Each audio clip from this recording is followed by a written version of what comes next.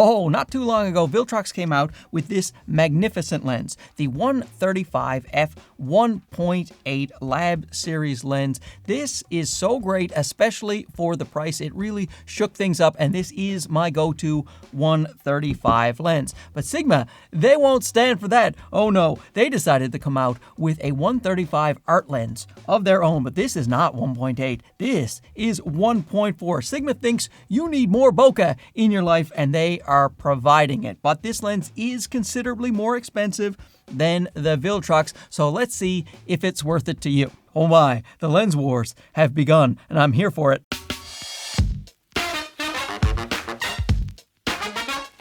Now, a lot of people love a 135 for portrait photography because it is pretty flattering on the old facial features, and also you can just totally obliterate the background if you have a 1.8, not to mention a 1.4. You can just cream corn back there where you see nothing but mush. Your subject will totally pop. And some people also like these for sports if the action is not too far away. You want more reach than, say, an 85, but you don't need all the way out to 200. It is a really great focal length for that as well. Get some nice sports action photos in your life. And of course, you can use it for anything you want. Food photography, get those crazy close-up shots of your fancy dishes. You can go out and do street photography and stand further away, although you will be pretty obvious with bigger lenses like this out taking your street photos. But let's get into the differences between these two and start with the build quality. This is a Sigma art lens, so of course it offers Sigma's best build quality. It is made of metal and very hard plastic with a smooth turning rubber focus ring.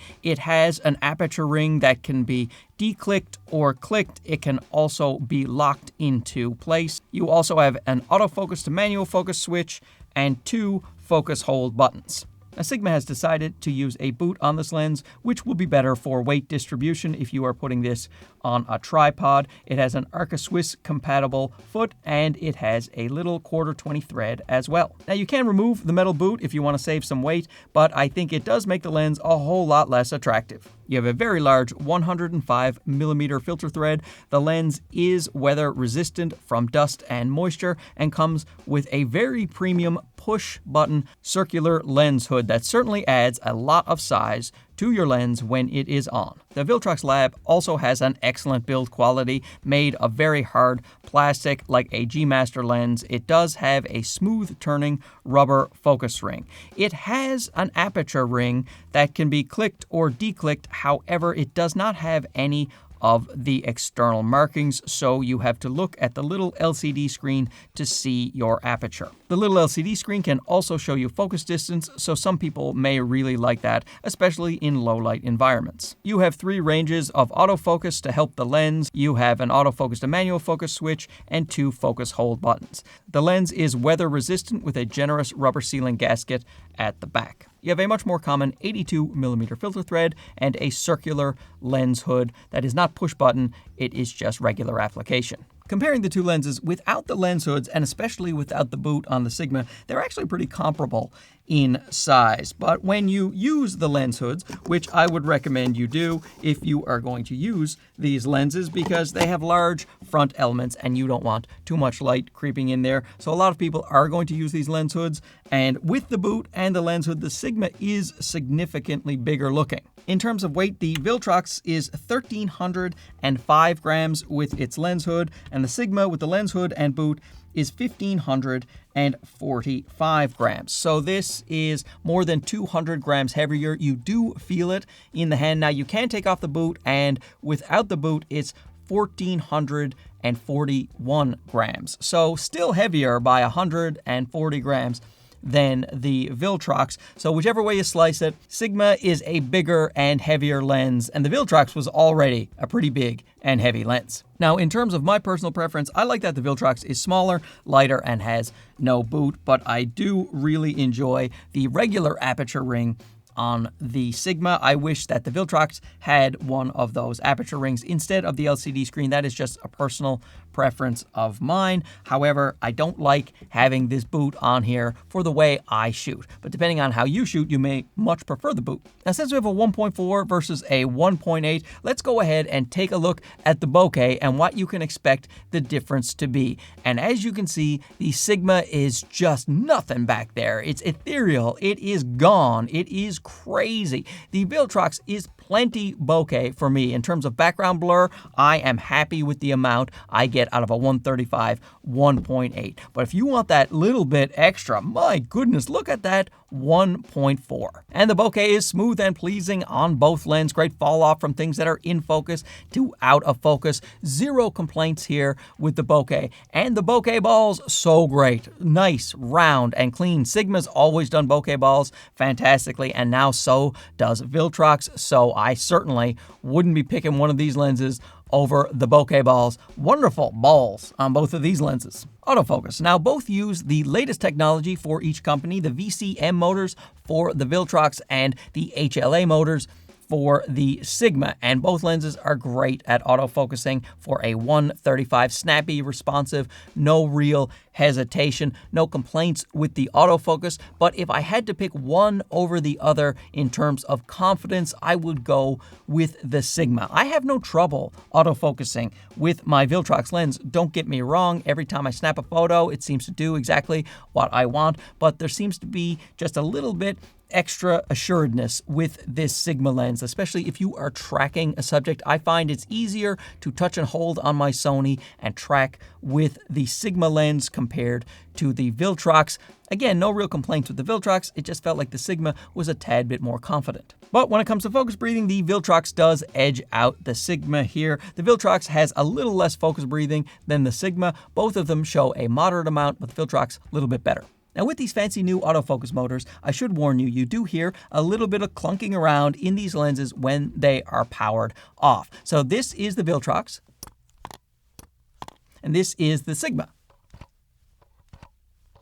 The Viltrox is a louder clunk. It is more noticeable, but it is also there in the Sigma. I just wanted to tell you that ahead of time. Sometimes people send lenses back. They think they're broken when they hear the rattling. It's not. It's just the lens elements moving with the fancy autofocus motors. Let's talk about sharpness. Now, if you watched any of my wonderful reviews of the 135 from Viltrox, you know that this is an obscenely sharp lens. It was sharper than the Samyang 135 that I tested, as well as the G Master 135 that I tested. Now, that G Master is getting a little bit older, but still, this Viltrox was sharper, so that is certainly notable. And I am happy to say, and a little surprised, that this Sigma lens might be a hair sharper than this Viltrox. Even at f1.4, the Sigma competes pretty well with the Viltrox at 1.8. And when you're looking at 1.8, I think that the Sigma edges it out a little tiny bit. However, by the time you go to f2.8, I can't tell the difference between the two lenses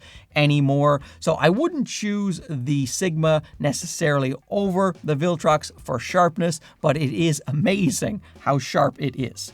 With flares and ghosting, I thought the Sigma did a tiny bit better than the Viltrox. They both use wonderful lens coatings, so the Viltrox did quite well. However, the Sigma lens coatings are second to none, and I mean that sincerely. There is no one that does better when it comes to lens flare and ghosting than Sigma, in my opinion. And another area nobody beats Sigma is when it comes to Sunstars. Once again, the Sunstars are a little bit nicer on the Sigma than they are on the Viltrox. The Viltrox has a much closer minimum focus distance of 0.72 meters or 2.36 feet, whereas the Sigma is 1.1 meters or 5.6 feet. Another area the Viltrox wins is when it comes to chromatic aberration. Both lenses are great when it comes to lateral chromatic aberration, what is in the plane of focus. However, the longitudinal chromatic aberration, the things that are out of focus in the foreground and the background, color fringing there, that is the loci, and the Viltrox does better at 1.8 than the Sigma does at 1.8. Now, at 1.4, the Sigma is a little bit worse than it is at 1.8. You stop both lenses down to about 2.8, you're not going to really see any f4. It is completely gone. However, at 1.8, the Viltrox does have a little bit less loci than the Sigma. With price, we have a pretty big difference. The Sigma comes in at $18.99 USD, and the Viltrox comes in at $8.99 USD. So this one is $1,000 USD more, and I actually still have a 5% coupon that Viltrox is honoring left over from one of my other videos, so you can get this through my link for $854 compared to $18.99. So while I think that the Sigma is a small bit better than the Viltrox in most ways, except for longitudinal chromatic aberration and focus breathing, pretty much the Sigma wins out in all of the other categories, and it is a 1.4. Lets in that extra amount of light to get that extra background separation or to work better in low light. A 1.4 in a lens this size, and in modern day prices today, $18.99 for a 1.4 135.